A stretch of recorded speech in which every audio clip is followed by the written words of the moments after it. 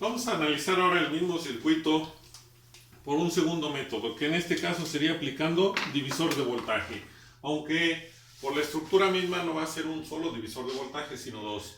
Lo primero que tenemos que identificar en el circuito es que para poder utilizar un divisor de voltaje, toda la estructura o toda la configuración debe de estar en serie.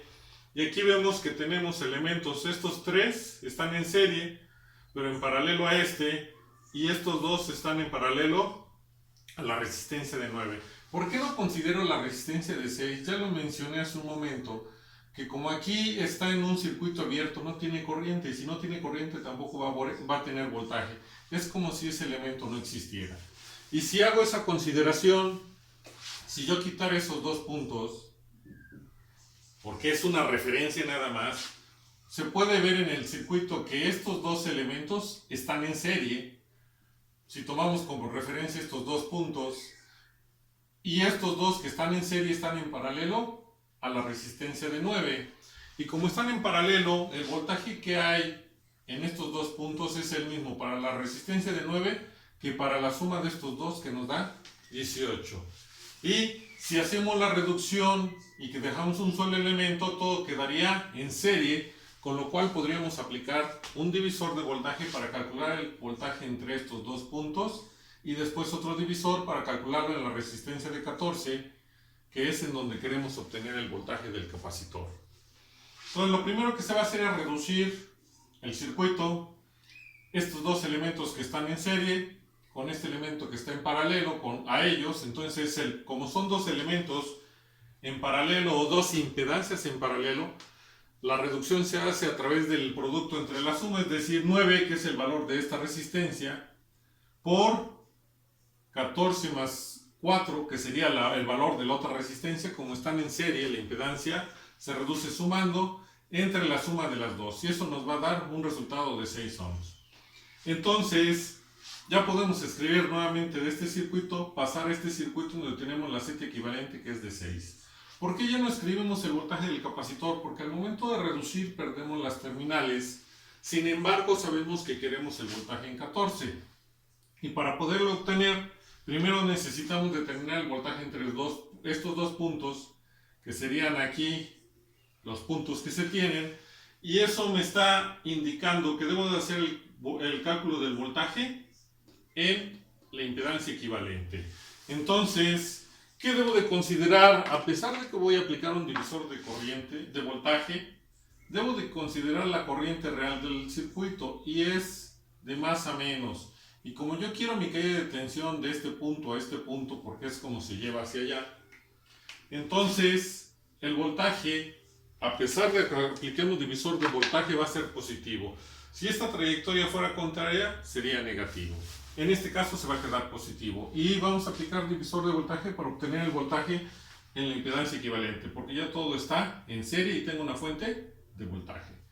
Y el divisor de voltaje no les debería de costar trabajo acostumbrarse a la fórmula, porque el mismo nombre nos dice, si es un divisor, sin importar si es voltaje o corriente, el divisor, es la operación que hay que realizar, es una división. Entonces escribimos por principio la línea de división. En el numerador, es decir, para que no se confundan, en la parte de arriba que se llama numerador, siempre va la fuente de excitación, que debe de ser de voltaje. En este caso vale 40.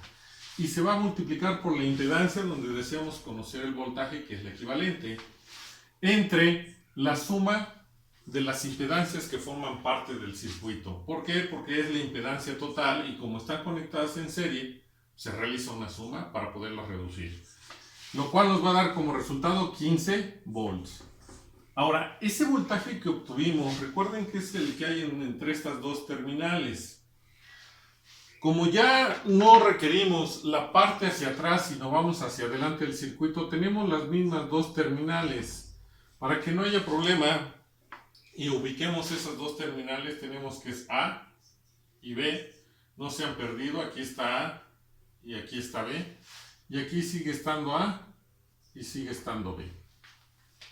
Como ya obtuvimos el voltaje aquí, ya tenemos el voltaje que hay para estas dos resistencias, y podemos observar aquí que tanto la resistencia de 4 como la de 14 están en serie. Por lo tanto, yo puedo volver a aplicar un divisor de voltaje, porque se utiliza cuando conocemos el valor del voltaje y tenemos resistencias o impedancias en serie a ese voltaje que ya conocemos. El voltaje que conocemos es de AB. Podríamos decir que ahora tenemos una fuente de voltaje con dos resistencias en serie. Por lo tanto, si aplicamos nuevamente el divisor de voltaje, tenemos de nuevo, vamos a encontrar la condición inicial del capacitor, que nada más es en la resistencia de 14. Recuerden que esta es 0 su voltaje, únicamente necesitamos el voltaje en la resistencia de 14. Por lo tanto, si aplicamos el divisor de voltaje, tenemos que es una línea de división. En el numerador va la fuente, que en este caso pues es el voltaje de la impedancia equivalente, la fuente.